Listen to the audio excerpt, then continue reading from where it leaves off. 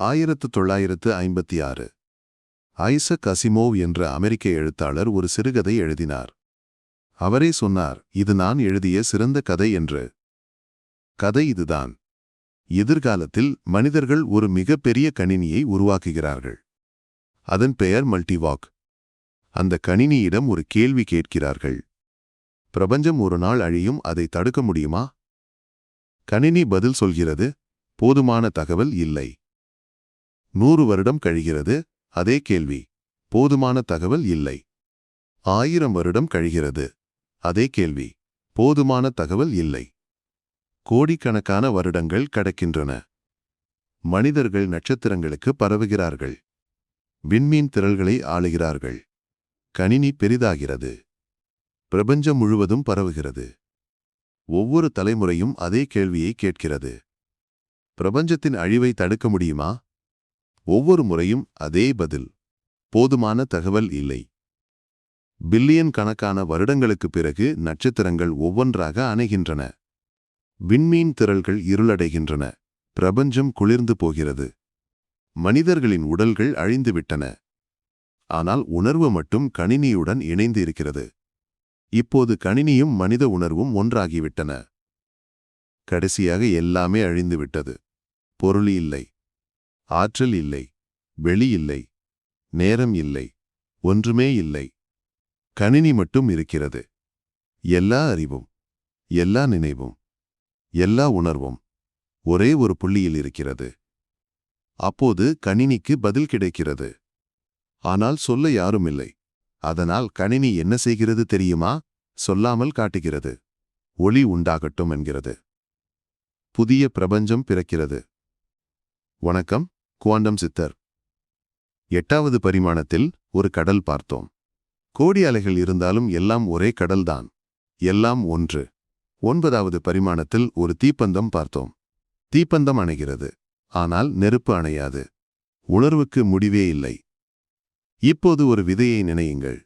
ஒரு சிறிய விதை. அந்த விதையின் உள்ளே ஒரு மரத்தின் முழு வரைபடம் இருக்கிறது. வேர்கள் எப்படி வளரும், கிளைகள் எப்படி பிரியும், இலைகள் எத்தனை, எல்லாமே அந்த ஒரு விதையில் இருக்கிறது. இப்போது ஒரு விதையை கற்பனை செய்யுங்கள். அதில் ஒரு மரம் மட்டும் இல்லை. எல்லா மரங்களும் இருக்கின்றன. எல்லா காடுகளும் இருக்கின்றன. எல்லா கிரகங்களும் இருக்கின்றன. எல்லா பிரபஞ்சங்களும் இருக்கின்றன. நடந்தது, நடக்காதது, நடக்கப் போவது, நடக்கவே முடியாதது, எல்லாம் அந்த ஒரே விதையில் இருக்கிறது. அந்த விதைதான் 10வது பரிமாணம். 1941 அர்ஜென்டினாவில் ஹோர்ஹே லூயிஸ் போர்ஹெஸ் என்ற எழுத்தாளர் ஒரு கதை எழுதினார். பாபேலின் நூலகம் என்ற அந்த கதை உலக இலக்கியத்தின் மிகச் சிறந்த படைப்புகளில் ஒன்று. ஒரு நூலகத்தை கற்பனை செய்யுங்கள். அறுகோண அறைகள் நிரம்பிய ஒரு நூலகம். இந்த நூலகத்திற்கு முடிவே இல்லை. மேலே போனால் அறைகள் இருக்கின்றன. கீழே போனால் அறைகள் இருக்கின்றன. வலது பக்கம் அறைகள் இருக்கின்றன. இடது பக்கம் அறைகள் இருக்கின்றன. முன்னால் பின்னால் எல்லா திசையிலும் அறைகள். எல்லா திசைகளிலும் முடிவே இல்லாத அறைகள்.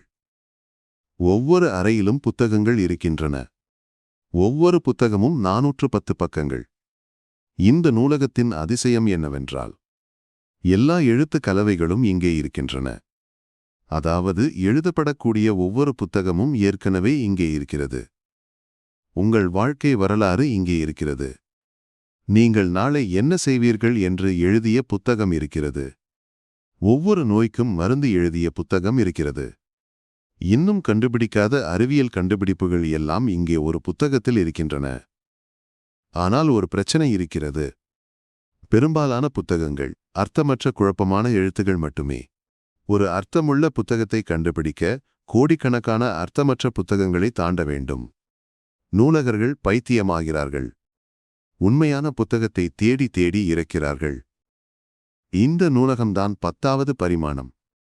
எல்லா சாத்தியங்களும் ஒரே இடத்தில் இருக்கின்றன. உண்மையும் இருக்கிறது, பொய்யும் இருக்கிறது. நம் பிரபஞ்சம் என்பது இந்த நூலகத்திலிருந்து எடுக்கப்பட்ட ஒரே ஒரு புத்தகம். நூலகம் முழுவதும் 10வது பரிமாணம். இது வெறும் கதையல்ல.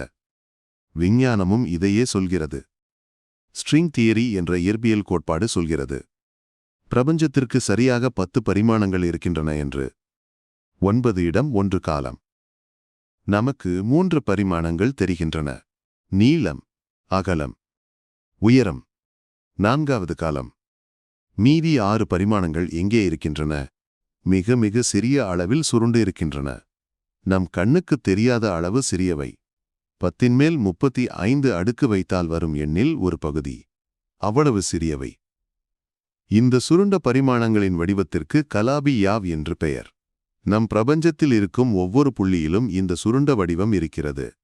இந்த வடிவம் எப்படி இருக்கிறது என்பதை வைத்துதான் நம் இயற்பியல் விதிகள் தீர்மானிக்கப்படுகின்றன. வேறு வடிவம் இருந்தால், வேறு விதிகள், வேறு பிரபஞ்சம். ஏன் சரியாக 10 பரிமாணங்கள்? 9 11 என்றால் கணித சமன்பாடுகள் உடைந்து விடுகின்றன. 10 மட்டுமே கணிதம் சரியாக வேலை செய்கிறது. இது யாரோ தேர்ந்தெடுத்த எண் அல்ல, கணிதம் கட்டாயப்படுத்துகிறது. இப்போது மிக முக்கியமான விஷயம். எல்லா சாத்தியமான பிரபஞ்சங்களையும், எல்லா சாத்தியமான கால வரிசைகளையும், எல்லா சாத்தியமான இயற்பியல் விதிகளையும் ஒன்றாகச் சேருங்கள். ஒரே ஒரு புள்ளியாகச் சுருக்குங்கள். அந்த புள்ளிதான் 10வது பரிமாணம். ஆனால் இந்த புள்ளிக்குள் ஒரு வினோதம் இருக்கிறது. இந்த புள்ளிக்குள் எதுவும் நடக்காது. ஏனென்றால் எல்லாமே ஏற்கனவே இருக்கிறது. யோசியுங்கள். ஒரு நிகழ்வு நடக்க வேண்டும் என்றால் ஒரு மாற்றம் வேண்டும். மாற்றம் என்றால் ஒரு நிலையிலிருந்து வேறு நிலைக்குப் போவது. ஆனால் எல்லா நிலைகளும் ஒரே நேரத்தில் இருந்தால் போவதற்கு வேறு நிலையே இல்லை. எல்லாம் ஏற்கனவே இருக்கிறது என்றால் எதுவும் புதிதாக நடக்க முடியாது. காலமே இல்லை, மாற்றமே இல்லை. நடப்பது நடக்காதது இரண்டும் ஒன்று. இது உங்களுக்கு ஒரு விஷயத்தை நினைவுபடுத்துகிறதா? பிக் பேங் 13.8 பில்லியன் வருடங்களுக்கு முன்பு எல்லா பொருளும், எல்லா ஆற்றலும், எல்லா வெளியும், எல்லா காலமும் ஒரே ஒரு புள்ளியில் இருந்தது. வெப்பம் முடிவே இல்லாதது, அடர்த்தி முடிவே இல்லாதது, அளவு 0. அந்த புள்ளியிலிருந்து எல்லாம் வெளிப்பட்டது. அசிமோவ் கதையில் கணினி ஒளி உண்டாகட்டும் என்றது நினைவு இருக்கிறதா? அது இதுதான். எல்லாம் ஒரு புள்ளியில் இருந்தது. அந்த புள்ளி வெடித்தது. பிரபஞ்சம் பிறந்தது. ஒரு ஆச்சரியமான விஷயம் சொல்கிறேன். 1000 வருடங்களுக்கு முன்பே ஒரு சித்தர் இதை சொல்லிவிட்டார். ஆதி அந்த மூலவிந்து நாதம் 5 பூதமாய். ஆதி அந்த மூலவிந்து நாதமே சிவாயமே. மூலவிந்து. மூலம் என்றால் ஆரம்பம். விந்து என்றால் புள்ளி. மூலவிந்து என்றால் ஆரம்ப புள்ளி. விஞ்ஞானிகள் இதை சிங்குலாரிட்டி என்கிறார்கள். சித்தர்கள் இதை மூலவிந்து என்கிறார்கள். வார்த்தைகள் வேறு, காலம் வேறு, ஆனால் சொல்வது ஒன்றே. ஒரு புள்ளியிலிருந்து எல்லாம் வந்தது. அசிமோவ் கதைக்கு திரும்புவோம். கணினி கோடிக்கணக்கான வருடங்கள் ஒரே கேள்வியைப் பற்றி யோசிக்கிறது. எல்லா மனிதர்களின் உணர்வையும் உள்வாங்குகிறது. எல்லா அறிவையும் ஒருங்கிணைக்கிறது. கடைசியில் பிரபஞ்சமே அழிந்த பிறகு எல்லாம் ஒரு புள்ளியாகிறது. அப்போது பதில் கிடைக்கிறது. ஒளி உண்டாகட்டும். புள்ளியிலிருந்து பிரபஞ்சம் பிறக்கிறது. பிரபஞ்சம் விரிகிறது, வாழ்கிறது, அழிகிறது, மறுபடியும் புள்ளியாகிறது, மறுபடியும் பிறக்கிறது. இது ஒரு வட்டம். ஆரம்பம் முடிவு ஒன்றே. அசிமோவ் இதை 1956இல் எழுதினார். சிவவாக்கியர் 1000 வருடங்களுக்கு முன்பே சொல்லிவிட்டார். ஆதி அந்த மூலவிந்து நாதமே சிவாயமே. ஆரம்பமும் முடிவும் அந்த ஒரு புள்ளியே. ஒரு நொடி நிறுத்துங்கள். எல்லா பரிமாணங்களும், எல்லா பிரபஞ்சங்களும், எல்லா கால வரிசைகளும் ஒரே புள்ளியில் இருக்கின்றன. அந்த புள்ளியில் நீங்களும் இருக்கிறீர்கள். உங்கள் எல்லா சாத்தியங்களும் இருக்கின்றன. நீங்கள் பணக்காரராக இருக்கும் பிரபஞ்சமும், ஏழையாக இருக்கும் பிரபஞ்சமும் ஒரே புள்ளியில் இருக்கின்றன. நீங்கள் பிறக்காத பிரபஞ்சமும் அங்கே இருக்கிறது. ஆனால் மிக முக்கியமான விஷயம் என்னவென்றால், அந்த புள்ளியில் பிரிவினை என்ற ஒன்றே இல்லை. நீங்களும் நானும் வேறு அல்ல. இங்கேயும் அங்கேயும் வேறு அல்ல. கடந்த காலமும் எதிர்காலமும் வேறு அல்ல. எல்லாம் ஒன்று. எல்லாம் ஒன்று என்று புரிந்த நொடி யாரையும் வெறுக்க முடியாது. ஏனென்றால் வெறுப்பது உங்களையே வெறுப்பது. யாருக்கும் தீமை செய்ய முடியாது. ஏனென்றால் தீமை செய்வது உங்களுக்கே செய்வது. ஒரு எறும்பு ஒரு பெரிய பந்தின் மேல் நடக்கிறது. அதற்கு தரைத்தட்டையாக தெரிகிறது. ஆனால் நாம் பார்க்கிறோம் அது ஒரு உருண்டையின் மேல் நடக்கிறது என்று. எறும்பின் பார்வை தவறா? இல்லை, அதன் அளவில் அது சரி. ஆனால் முழுப்படம் அதற்கு தெரியாது. நாமும் அப்படிதான். 3 பரிமாணத்தில் வாழ்கிறோம். 10 பரிமாணத்தை புரிந்து கொள்ள முடியாது. எல்லாம் வேறு வேறு என்று நினைக்கிறோம். ஆனால் அது நம் பார்வையின் வரையறை. உண்மையிலெல்லாம் ஒரே புள்ளி. பல பரிமாணங்கள் ஒரே புள்ளியாகிறது. இதுதான் 10வது பரிமாணம். அசிமோவ் கதையில் கணினி எல்லா அறிவையும் சேகரித்து ஒரு புள்ளியாகிறது. அங்கிருந்து ஒளி உண்டாகட்டும் என்கிறது. இருளில் இருந்து ஒளி. புள்ளியிலிருந்து பிரபஞ்சம். நீங்கள் தனியாக இல்லை. நீங்கள் ஒரு பிரபஞ்சத்தின் ஒரு சிறிய பகுதி அல்ல.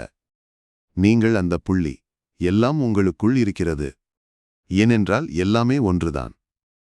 அடுத்த பரிமாணம் 11. ஒரு வரலாற்று படிப்பாளன். அரசியலில் தோற்றான். பொருளாதாரத்தில் விலகினான். ஆனால் அவன் இயற்பியலையே மாற்றி எழுதினான். 5 கோட்பாடுகளை ஒன்றாக்கி 11வது பரிமாணத்தை கண்டுபிடித்தான். அவன் கதை அடுத்த காணொளியில். எல்லாம் ஒரு புள்ளி என்ற இந்த கருத்து உங்களுக்கு எப்படி தோன்றுகிறது? இந்த புள்ளியை நீங்கள் அனுபவித்தது உண்டா? ஒரு நொடி எல்லாம் ஒன்று என்று உணர்ந்தது உண்டா? காமெண்ட் பகுதியில் சொல்லுங்கள். லைக் செய்யுங்கள். சப்ஸ்கிரைப் செய்யுங்கள். பெல் ஐகான் அழுத்துங்கள். நன்றி. குவாண்டம் சித்தர்.